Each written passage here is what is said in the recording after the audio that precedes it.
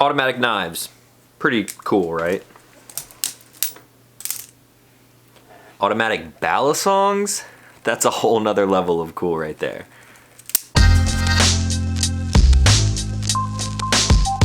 What's going on, everyone? Back with another episode of Stuff and Things, and today we're taking a look at this knife, but it's not really a knife, it's more of a tool. And this thing is coming from a company known as Artisan Cutlery. I swung by their booth at SHOT Show to check out everything that they offer, and if you have not seen that video, I will leave a link for it right up here in the corner. They are a fairly new company, but they have a ton of really awesome blades and knives and tools, things like this coming out, and I'm pretty excited to show you, especially this one. So this is what Artisan Cutlery calls their Kinetic-Tool, or as I like to call it, and a lot of other people have dubbed it, the Auto Bali. When it is in its closed position, you can open it up by pressing on the button right here, just like you would any other automatic knife. And in place of where a normal live blade would be, you get this sort of tool blade. There's a little screwdriver on the end that you could probably use as a light pry bar. You could tighten up a few different size nuts or bolts in the middle there. There, of course, is a bottle opener because every multi-tool like this has to have a bottle opener. I haven't found a very good use for that little slot in the middle. I've heard a couple people come up with some ideas. And then on the back edge of the blade, which is probably what I will be referring to it in this video as, you will find a little ruler there in case you want to measure anything, I guess.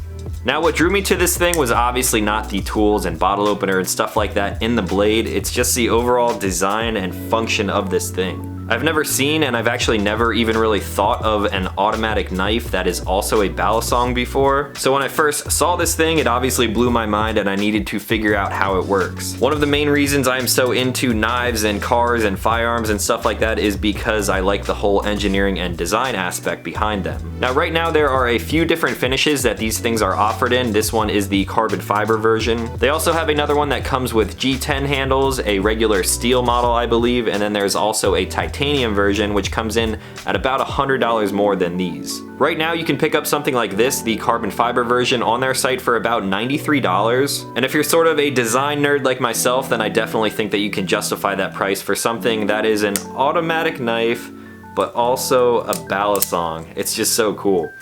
So as of right now, there are no live blade versions of this where this is actually a sharpened blade like a normal knife. And I believe there are some reasons for that, which I will get to here in a second. But first, I would like to do a size comparison so you guys can actually get an idea of how big or small this thing actually is. I think the proportions on this thing are great, especially for a balisong. I have some other balisongs that are a lot shorter, and the handle lengths and everything on this do feel really nice. It has an overall length of just under 9.5 inches, and here I have a Microtech Tachyon 3 to compare it to. As you can see, the Tachyon has a little bit more of a tip on there. This is coming in at about 9.5 or maybe just over. And the Tanto style blade on this one, if you want to call it that, it obviously takes a little bit off of the overall length. Here it is next to another very popular knife, a Spyderco Paramilitary 2. This is a pretty big folder knife in my opinion. And as you can see, it is definitely longer than that and just a little bit thicker as well. Now I'm going to go over some of the features, show you guys what I like, what I don't like, and some of the things that I actually do not like are probably that way for a reason. There's obviously a lot of stuff that you need to keep in mind when designing a knife like this. So first we'll just talk about how it is as an automatic knife. When the knife is closed up, the handles are parallel down the side, and this is actually in its firing mode right now. You can see the button on here is not completely centered, and that obviously messes with my OCD, but there is probably a reason why that thing is not actually centered. So in the firing mode, all you have to do is obviously press the button and the blade fires out. Now it's not super fast, but this blade is pretty thick and chunky because it is not sharpened, so there is some extra material there. It's not the fastest thing in the world, but it also is very satisfying. So you just press the button again to close that blade back up. There is a lot of weight swinging out of there, and when it hits that stop pin, it gives a nice satisfying thud.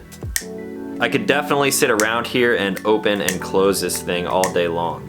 Now when it comes to looking at this knife as a balisong, that is where that live blade version, if they ever come out with one, may cause some issues. So right now when the knife is in a firing position and that spring is loaded in there, if I open up this latch, you will see that what is normally the safe handle, which is the one without the latch, that is actually the bite handle right now. Obviously this thing is not sharpened, so it is not going to bite my finger. And that obviously means that the bite handle is now the safe handle, so I can slam this thing up against my finger without worrying about it. Now, in order to get that blade on the correct side so that the safe handle is the safe handle, you actually have to fire it first in the automatic mode, then undo the latch, and now The safe handle is the safe handle. Now again, this isn't a huge deal because obviously this blade is not going to cut me. However, if they do make this into a live blade, that is definitely something that the user needs to keep in mind when flipping this thing around. Now as far as flipping this thing goes, I'm obviously not a huge flipper. I can do a few tricks, but I'm not going to be entering any competitions anytime soon. I would say this is definitely on the heavier side for a balisong because of the steel liners in here. A majority of these handles are obviously steel, and overall it's just a very chunky knife. You're looking at a weight of just over 6 ounces, so in the flipping community, I don't believe people would like that, but at the same time, everyone kind of has their own tastes and preferences. It feels okay to me. There isn't a whole lot that I think that I would change other than the shape of the handles. When you look at this thing up close, obviously that auto mechanism in the middle there kind of takes up a little bit of room. So when you are flipping this thing around as a balisong, when your fingers get up here closer to the tang of the blade, it obviously gets a lot thinner in there.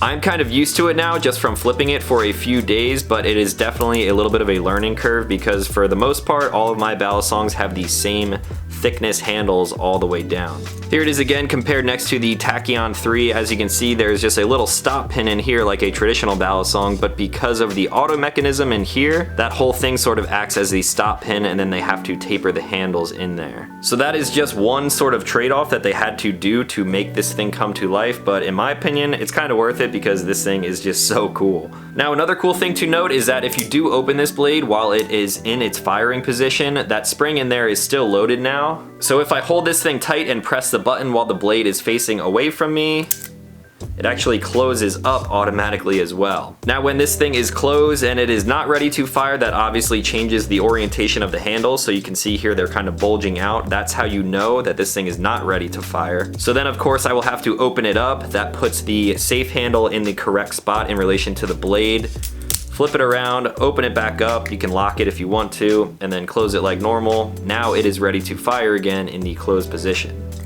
Now I know that was kind of a lot of information, and if you don't have any hands-on experience with one of these things, that probably made even less sense than if you were holding one. But I still think you guys sort of get the point of the innovation that's going on here. An automatic balisong, that is just so damn cool. Did I mention that this thing is running on ceramic ball bearings too? I don't know if you can really tell, but that thing is so smooth and quiet as well.